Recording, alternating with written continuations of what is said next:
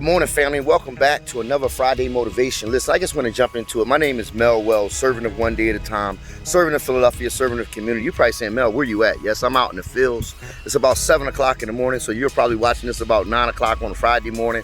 I always come out and do this because I always have to start my day praying for the process. I want to tell you a real story real quick about a guy I used to try to help, and this guy used to really get on my nerves, man. So this guy came to me on multiple occasions. He came to me one time, and he was just a guy from the hood. He was a guy, he used to stand on the corners. I used to talk to him, and me and him had a good relationship until he did some things that really just messed my heart up, and I started finding hate in my heart, towards this individual. But this individual would keep coming back to me and keep coming back to me for help. You ever felt played by a person who just kept coming back, and it gets really wear you down? And so this individual came to me for help, and it all started off, man, guess what, him being a disrespectful guy. He used to call me and say, man, I need your help. But then he used to be in the background disrespecting his mom and his dad. And then he used to come to me, and I just had a problem, man, the way he was disrespecting his parents. And then I said, listen, man, you got to really work on that if you really want to keep a relationship with me. And then he got on his feet. He did the right thing. And then he fell again, man. This guy came to me, started talking to me about, man, listen, man, I started snorting cocaine. And he was like, I was like, why you started snorting cocaine? And he was like, I just started snorting cocaine. I said, why? He said, man, there's just so many problems on the street, all the issues and things I'm going through. And I looked at him and said, man, you got a great family. Why would you even start doing something like that, right? And I said, matter of fact, what I want to do is just take a break from you, man, because, the road that you're going down, I want to help you, but you got to know how to help yourself, man. And this guy, he said, man, no matter what, I'll never let you down, man. I'll never let you down. I'm going to go out here and work on this. So, a few weeks later, he came back to me, came to my office. I'm just looking at this guy, frustrated. And I said, what is it now?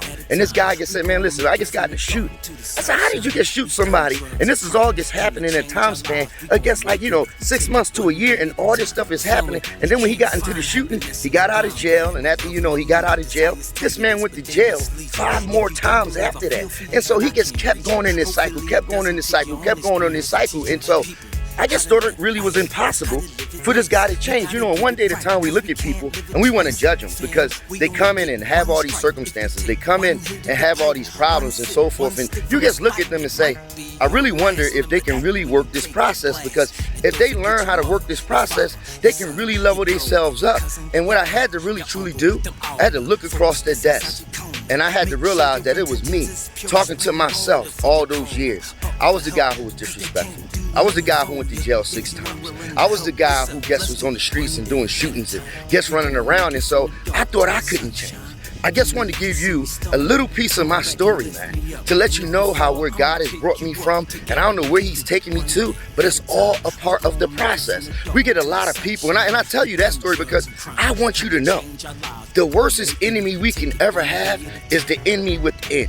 We got to learn how to look across our desk, look in the mirror and see ourselves. We can't help other people unless we're willing to help ourselves. And this is just all a part of the process. A lot of people come into the program.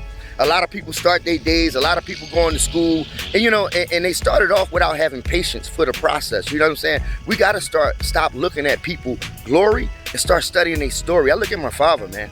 A lot of people look at my father, God bless his soul, may he rest in peace, and they look at him and say, the mighty Reverend Wells. But the mighty Reverend Wells came off of death row, and my mom, who came from the cotton fields, they had to really go through the process. So a lot of people come to the program, and they may want what a person got, in 20 years, and they want it in 3 months. You got to work the process. A person may even go to church and say, you know what, I gave my life to Christ, I turned my whole life around, and so everything is going to change. I'm here to tell you, and I ain't trying to bear no bad news. God has to take us through a process. And we have to be willing to go through that process by any means necessary. That means your friends gonna laugh at you. When I first started trying to turn my life around, I started going in the donation bags, just trying to find a suit to wear to work. My friends on the corner would laugh at me when I get on the subway or whatever. But what I want to tell you is that people are gonna start to laugh. People are gonna start to mock you when you start to do the process of the right thing. It's funny how when you're doing the wrong thing, a lot of people don't got nothing to say. So I just wanted to come to you and let you know that it is possible. So now in the day, I stand here as the president of One Day at a Time, getting ready to get my college degree with a great, amazing staff. Look at the staff at One Day at a Time. When I first started out, I had some of my own family members who told me and was telling people around me, talking behind my back, and they say, one day at a time can't grow. Well, I'm here to tell you is that you can grow, one day at a time can grow, when you go ahead and give the process to God. The process don't belong to you. You can't pick and choose who's going to disrespect you, what problem going to come up. Whatever comes in your face that God put in your face, he never give you more than you can bear. So I just wanted to really just come and highlight to you, to someone out there who's being frustrated with the process, to someone out there now you are in the process and everybody's talking about you and everybody's stabbing you in the back and you start to have these thoughts within, should I give up, should I run, should I do? No, hold on to that process. And the process, man, of recovery, it is just so awesome because God is in control of the process. And I just really want to highlight to people out there today, man, is that nothing is impossible. Nothing is impossible. Reason why I say that to you, everybody who hated on me and told me I couldn't do it because God did this all, is that I remember years ago, One Day at a Time had like 30 employees. Now One Day at a Time is almost up to almost 90 employees when you count the services on both sides of One Day at a Time and so forth.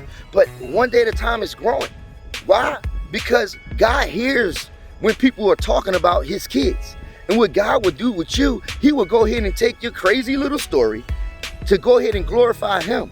So you can go and help other people to show them that it's possible. So I want to show you a video today that you can hold on, that you can hold in your heart, to hear some other motivational speakers to talk about the process. We can't be tripping in the middle of the process, man. We can't be tripping at the beginning of the process. We can't jump out the middle of the process expecting the end of the process. And I also want to show you one of my individuals, man, James, who went out and he did a great job over at the Caring Foundation. And this guy, man, he fell down on bad luck, but he was resilient in his process. I want to tell people, you may relapse, you may have problems, but don't give up on the process. Don't give in to people who just gonna be like, yo, man, you could come back, you can hang with me or whatever. Man, if you fall off, jump back in the process because God believes God in being resilient. That's how we gotta run our race. We're gonna catch cramps, we're gonna wanna fall, we're gonna wanna give up. But we can't give up. People gonna mock you. People gonna say all types of things about you.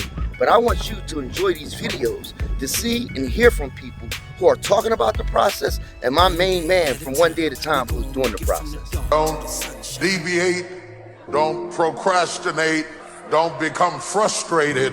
All you have to do to win this battle is stay on track. There are moments that try the human soul so violently and so perplexing that if the truth were told, all of us have had moments that we wanted to throw up our hands and walk away. Everything you're going through is preparing you for what you ask God for. You just got to quit tripping while you're in the process, because the process is necessary. You may not see it now, but when he gets you on the other side of it, you're going to see exactly why it went that way, and you're going to be okay with it. But quit tripping during the process. Discouragement can creep in secretly, hide behind clothes, makeup, hairdos. Discouragement is so bold that it will even hide behind a smile.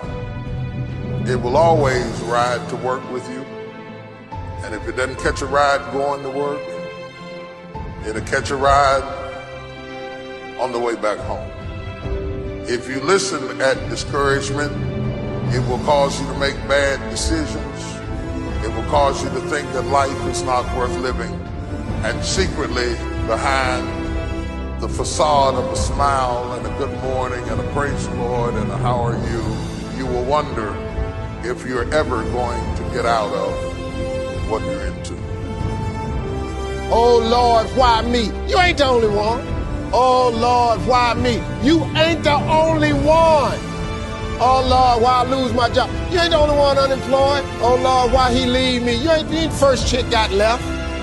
This might not even be your last time getting left. Pull yourself together and quit tripping, cause you in the process. Good morning, family and friends. My name is Eric. I want to thank ODAC Caring Treatment Center, Scholarship Fund Program, Black Lives Matter Foundation for supporting and loving me. The show during my relapse and recovery. When I arrived at Caring Treatment Center, I talked to counselors, and she made it clear that drugs wasn't just a problem. I had other issues I needed to address, such as sex addiction, anger issues, grieving, trauma, spirituality, as well as coping skills, and depression.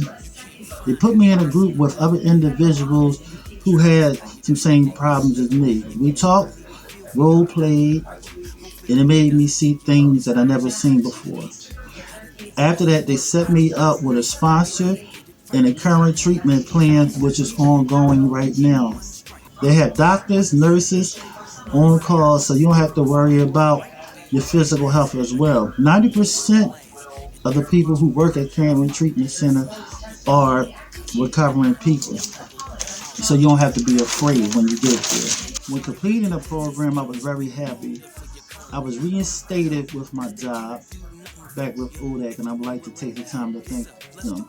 Helping others and a chance to give back to the community in this ongoing fight to make a difference. So thank you. God bless. And have a good day. One day at a time, we gon' make it from the dark to the sunshine. We done drugs and crime. Time to change our lives. We gon' make it if we take it one day at a time.